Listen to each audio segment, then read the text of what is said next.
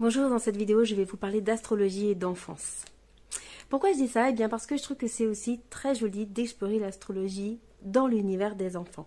Alors plusieurs possibilités, ça peut être vraiment de faire un thème pour un enfant, de manière joueuse, enfantine et poétique, pour lui comme un jeu. Ça peut être de le faire pour un adolescent ou un jeune adulte qui est en construction et d'avoir son thème de vie, loin de l'enfermer, ça vient lui ouvrir un champ des possibles, des outils de connaissance de soi, des outils de respect de soi, d'écoute. Et puis le seul critère valable, c'est de raisonner, c'est de se dire, tiens, est-ce que je raisonne avec ce qui est raconté? Si je raisonne, oui, et c'est l'objectif, eh bien alors je peux le valider parce que c'est ce que je ressens. Et en même temps, est-ce que j'aurais réussi à l'analyser et à l'identifier tout seul?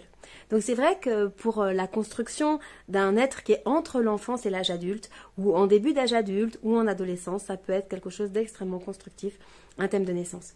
Mais aussi pour un enfant. Il n'est pas rare que des gens me demandent un thème de naissance comme cadeau de naissance justement pour un enfant. Alors on pourrait se dire, ah mais comment on va regarder le thème de naissance d'un enfant? Eh bien maître, qu'est-ce qu'on va bien raconter? Eh bien on va juste explorer le champ des possibles, encore une fois, comme des couleurs, comme des ambiances. Ça va être un accompagnement à la parentalité, avec bienveillance, dans le respect de l'enfant.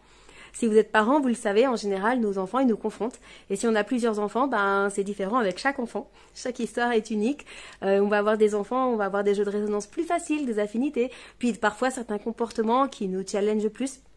Et le thème natal de l'enfant, il vient pas enfermer l'enfant, il vient être au contraire un soutien pour les parents, pour se dire « Ah tiens, cet enfant, quelque part, il a besoin de ça, ou il fonctionne comme ça. » Alors, ça restera forcément une exploration, hein. Il n'y a pas de recette pour être parent, je crois que tout le monde le sait.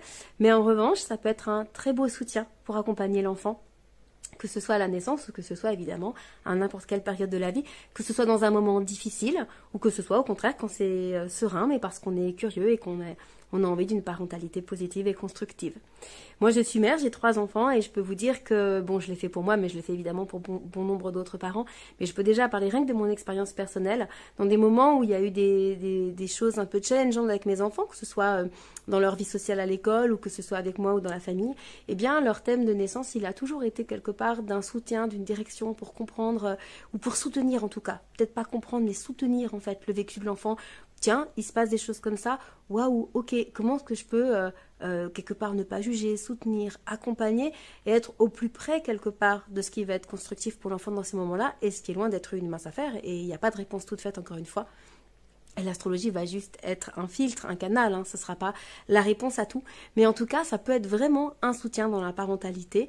Et ça donne aussi une coloration vraiment à chaque enfant, à l'accompagnement de l'enfant. Tout comme ça peut être aussi un thème comparé avec un parent-enfant pour voir comment induire de plus en plus de confiance dans la relation, d'apaisement. C'est toujours pareil, quand il y a des affinités, quand c'est fluide, bah c'est fluide, mais il y a des endroits où ça frotte et de comprendre l'autre, c'est souvent un grand soutien. Voilà, et même je l'observe, même les gens qui prennent des cours d'astrologie, par exemple, on s'entraîne, les gens s'entraînent sur leur famille, leurs frères, leurs sœurs, leur père, leur mère. C'est fou comment ça clarifie un certain nombre de comportements, de relations, de fonctionnements. Même si, encore une fois, ça n'a pas la prétention de tout savoir, de tout dire et de tout comprendre, l'astrologie, hein, absolument pas. Mais c'est une grille de lecture qui est vraiment qui est dense, qui est riche et qui peut amener beaucoup de clés au cœur de l'enfance et au cœur de la relation.